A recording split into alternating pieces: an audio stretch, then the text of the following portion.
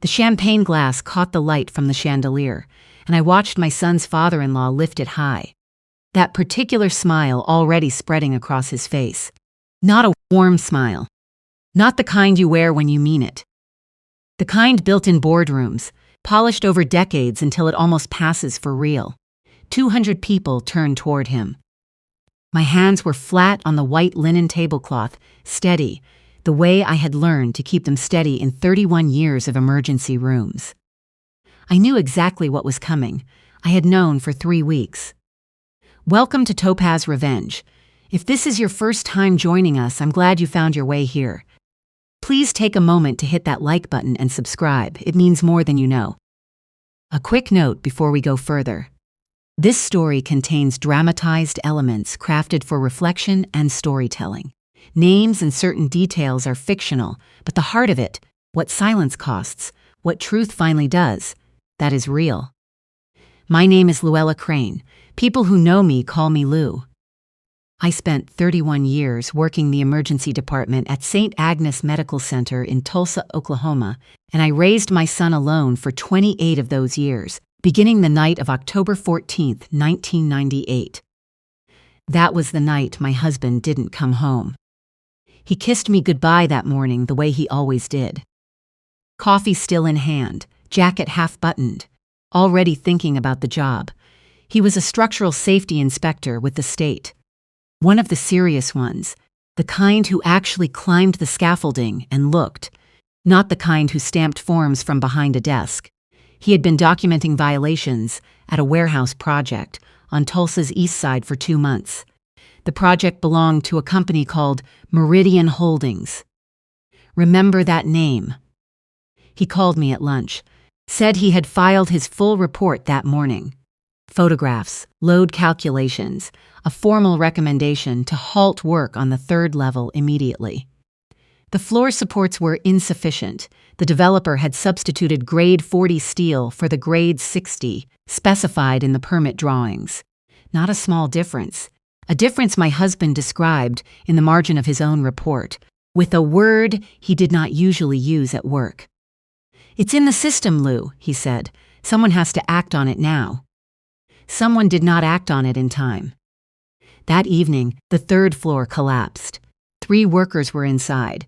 My husband had been driving home when he saw the dust cloud from the road. He turned around. He went back. He did not come back out. The official investigation summary arrived 11 days later. Soil instability, unexpected structural stress, an act of geology, essentially. Nothing about substituted steel. Nothing about the report filed 9 hours before the collapse, which had somehow been routed into an agency backlog and never formally entered into the investigation record. My husband kept copies of everything. I stood at his desk that night, our son asleep in his crib in the next room. 3 months old, still small enough to hold with one arm, and I read the official summary and the original report side by side until 2 in the morning. Then I folded the report carefully and placed it in the bottom drawer of his desk, the one with the broken handle I never fixed. And I made a promise to both of them.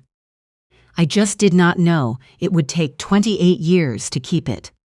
Raising my son alone was not a tragedy, though some people seem to need it to be one. It was simply life, hard life, good life, ours.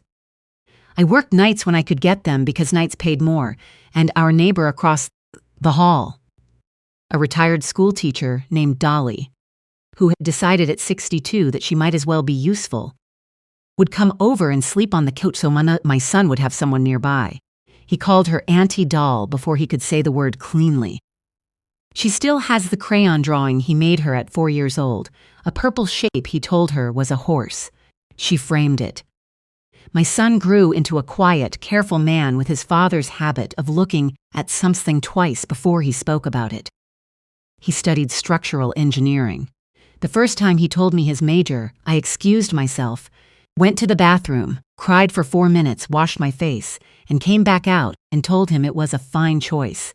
He never knew why it moved me. I kept telling myself I would explain when he was more settled, then more. He called me 2 years ago on a Tuesday evening, and I heard it in his voice before he said her name. That particular shift in frequency that means something has changed inside a person permanently. He had met someone at a conference in Dallas. She was smart. She worked in hospital administration. She listened when he talked about work. "What's her last name?" I asked. "Briggs," he said. "Her father's Langdon Briggs." I was sitting at my kitchen table. The window over the sink was dark. I remember the refrigerator humming. Langdon Briggs was the founder and chairman of Meridian Holdings. I stayed on the phone for 6 more minutes, asking appropriate questions, and then I said I had to go, and I sat without moving for a long time. There had to be other Langdon Briggses. I told myself that. There weren't. I went to the bottom drawer of my husband's desk. The report was still there, in the same fold. The paper had yellowed at the edges. His handwriting was still precise. I set it on the desk and looked at it, and then I went to find Dolly. Dolly read everything without a word, which for a woman who had taught English for 34 years was a significant achievement. When she finished, she said, "You need a journalist." She had a former student named Britt, who had spent 12 years writing investigative pieces for the Tulsa World. Workplace safety, environmental violations, corporate accountability. I called her on a Thursday. We met at a diner near the university on Monday. She was younger than I had imagined. Reading glasses pushed up into her hair, a legal pad already open. She asked 3 questions. Then she asked if she could photograph the report. We worked for 6 weeks. What Britt found, once she began pulling at the threads, was that Meridian Holdings had not changed its practices in 28 years. It had gotten better at hiding them. Offshore subsidiaries. Inspection records that were filed and then quietly amended. 3 separate safety incidents in the past decade. Each settled with non-disclosure agreements, none of them public. Then Britt found something that stopped my breath. "Lou." Her voice on the phone was careful. "There are financial records showing transfers into an account registered to your son. 18 months of payments from a Meridian subsidiary, listed as consulting fees." My son had never mentioned consulting work for any Meridian company. He would not have taken such work without telling me. He was constitutionally incapable of that kind of silence on financial matters. "The signature on the contract," Britt said, "it's his, or a very good forgery." I understood then what Langdon Briggs was constructing. If the investigation surfaced, if the original report came to light, he needed someone to absorb the blame. Someone close enough to the situation to seem plausible. Someone who would be too compromised by grief and love to fight effectively. My son, who was 2 months away from becoming this man's son-in-law. I held that knowledge for 3 days. Then my daughter-in-law came to see me. She arrived on a Wednesday evening without calling, which was unlike her. She was a composed young woman, as a rule. One of those people who seemed to have decided in advance how a conversation would go. That evening she had not decided anything. She stood on my front porch, with her coat still buttoned, and said she needed to tell me something, and was afraid of how I would take it. I made tea. We sat at my husband's kitchen table. She had known who I was, she told me, for 14 months. She had connected the dates, the collapse, the company, my husband's name in the casualty record, 8 months before she and my son had ever talked about engagement. She had been gathering documents quietly since then. Internal communications, financial records, the original grade, specifications that her father's project manager had filed and then replaced. She had a contact inside the company's legal department who had watched Meridian's practices for years with growing dread and had been waiting for someone to ask the right questions. "Why didn't you come to me sooner?" I asked. She turned her cup in her hands. "Because I was afraid you'd stop the wedding. Because I was afraid of what my father would do." She paused. "He's manufactured evidence before. He's redirected blame before. The man inside the legal department. My father threatened his family 3 years ago when he raised concerns internally. She reached into her bag and set a folder on the table, thick, tabbed. "This is everything I have," she said. "I trust you to know what to use and when." I looked at this young woman who had spent 8 months quietly building a case against her own father, who had come to a near stranger's kitchen because she understood what had been done and could not live comfortably with knowing it. She was braver than she gave herself credit for, and I told her so. "Does my son know any of this?" I asked. "No.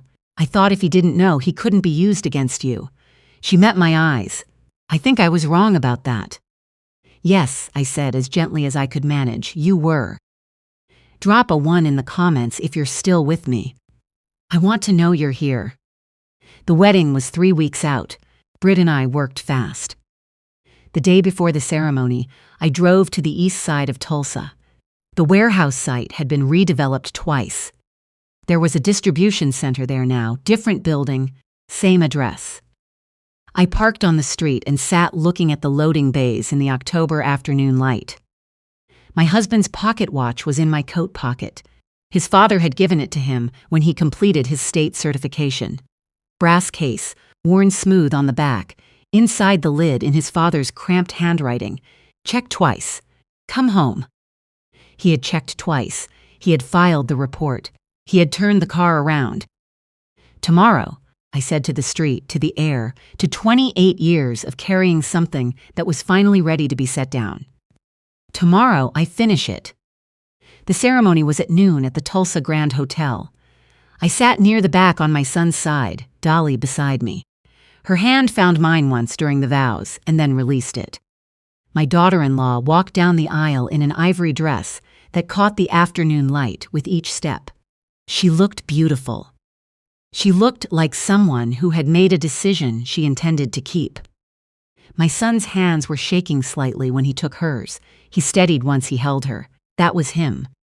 Always, he steadied when he was needed. The reception followed in the ballroom below. White tablecloths, tall floral arrangements. Britt sat near the windows with a club soda, her phone face down. She had spent the morning coordinating with a contact at the Federal Regulatory Office. Everything was in position. Then my son's father-in-law stood up. He was a man who had learned somewhere along the way that if you controlled the room, you controlled the story. He had the ease of people who have never had to apologize and mean it. The ease of always having enough money to make problems disappear. He smoothed his jacket. He raised his glass. "I want to say something about beginnings," he said, his voice carrying easily through the room. "About what it means to give a child a real foundation." His gaze moved deliberately across the space and settled on me. "My new daughter-in-law is a remarkable young woman." A pause, calibrated to let the room lean in. "She's come a long way, a modest upbringing, a mother who worked long shifts and did her best." Another pause. "I admire resilience, truly. Though I'll say this honestly, the stability she never quite had growing up, the security, the opportunities that come with a name that carries weight in this city. She has all of that now." Some doors, through no fault of her own, were simply closed to her before today. The room made the sounds people make when they don't know what else to do. Small adjustments. Glances exchanged. The polite clearing of throats from people who were complicit without quite having chosen to be. My son's jaw was tight at the head table. My daughter-in-law's face had gone very still. I stood up. I didn't raise my voice to get the room's attention. I just stood, and the movement caught, table by table, until 200 people had turned. "That was beautifully said," I told him. My voice was level, very moving. His smile stiffened at the edges, but didn't leave. "You talked about foundations," I said, and I moved toward the center of the room where I could be clearly seen. "I spent 31 years in emergency rooms. I understand foundations. I understand exactly what happens to a structure when the supports aren't what someone said they were." Behind my son's father-in-law, the projection screen that had been set up for the couple's photo slideshow flickered to life. The first image was a document, State of Oklahoma Department of Labor Inspection Report, filed October 14, 1998, at 9:47 in the morning. My husband's name in the signature block. Grade 40 steel substitute for grade 60 on third-level floor joists. Meridian Holdings project number TUL 1998-14. Recommended action, immediate halt pending re-inspection. My husband filed that report, I said, on the morning of the day he died. The room had gone completely quiet. He documented the exact failure point. He named the cost-cutting measure precisely. He submitted it through every proper channel he had. The next slide appeared. The official investigation summary, 11 days post-collapse, and this is what the official record said. Soil instability. Unexpected structural stress. I let that sit for a moment. No mention of a safety inspector's findings submitted 9 hours earlier. The image changed. Financial transfer records. A subsidiary account. 18 months of payments to an account in my son's name.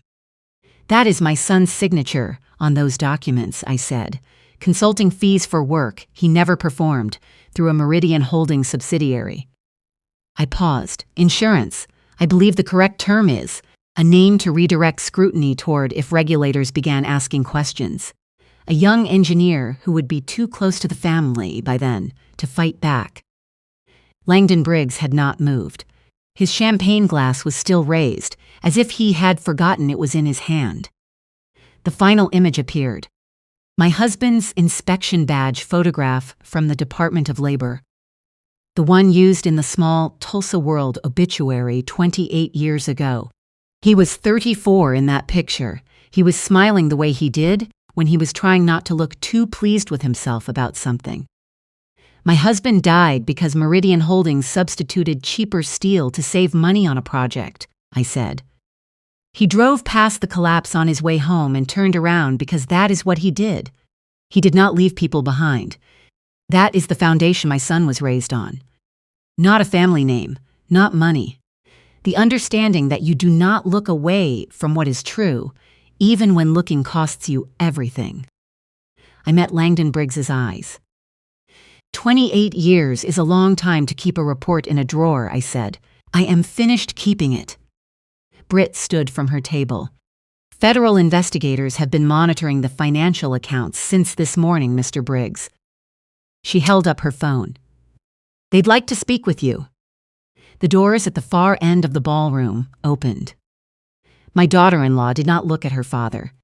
She was looking at my son, who was looking at me with the expression he had worn since he was a small boy when he was working something out. Careful and thorough and not looking away. Then he turned and put his arms around his wife. Later, the three of us sat in a small room off the hotel lobby.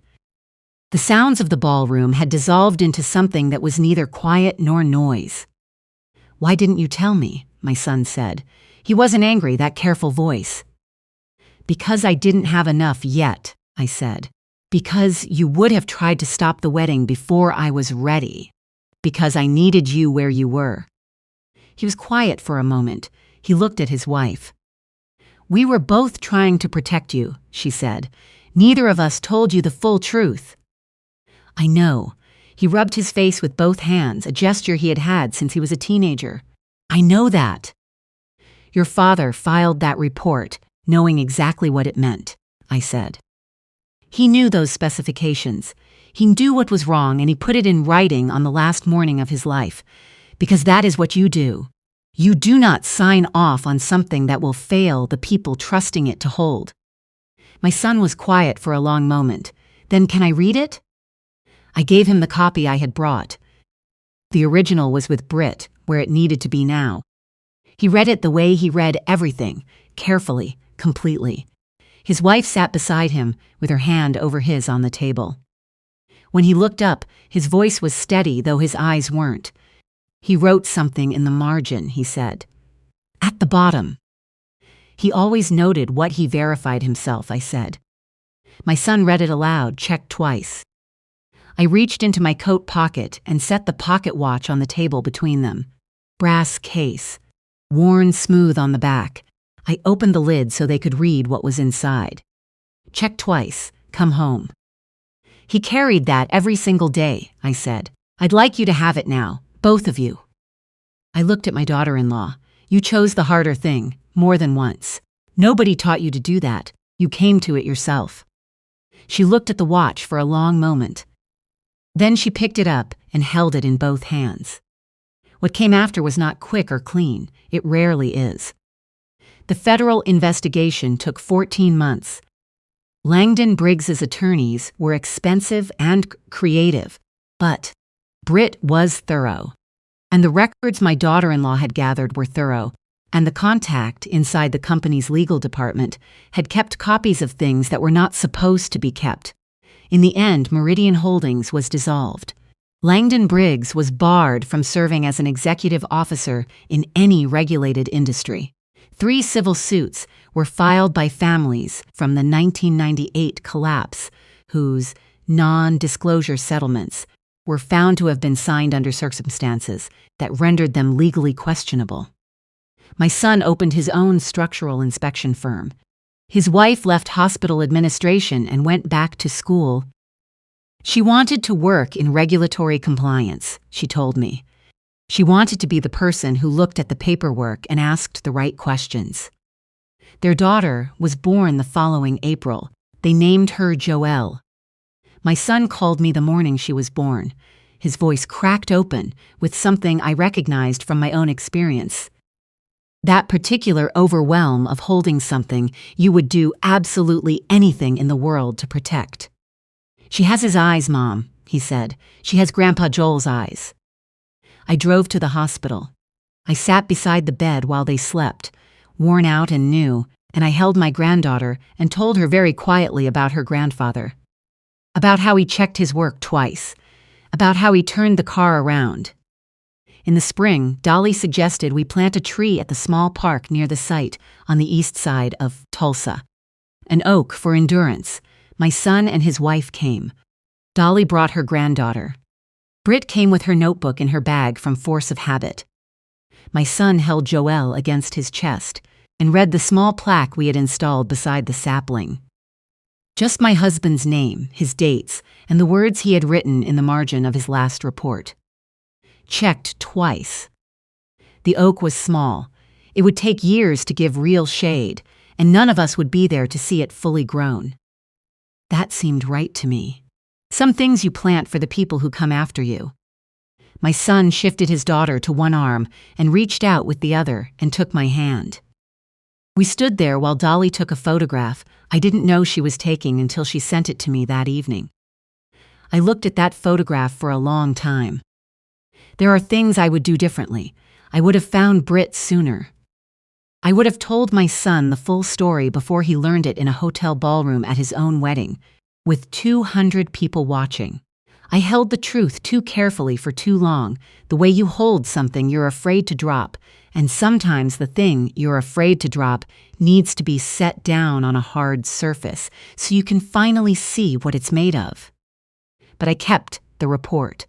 I kept it through 31 years of night shifts and school events and the particular loneliness of raising someone alone and loving it anyway. I kept it and waited for a moment solid enough to hold the weight of what it contained. That is what my husband taught me before he taught me anything else. Check your work. Know what you're building on. Do not put your name on something that is going to fail the people trusting it to hold. Joelle is 8 months old now. She reaches for the pocket watch when her father holds it near her, grabs at it with her small, serious fingers, the way babies reach for anything that catches light and seems important. When she is old enough, I will tell her the whole story. Not as a lesson about revenge, as a story about what it means to know something true and carry it carefully and wait, without losing your nerve, without losing yourself, until the moment comes when the truth is finally ready to be heard. I will tell her that her grandfather checked twice, every time, his whole life. And that some things, when they are built right, outlast everything that tried to bury them.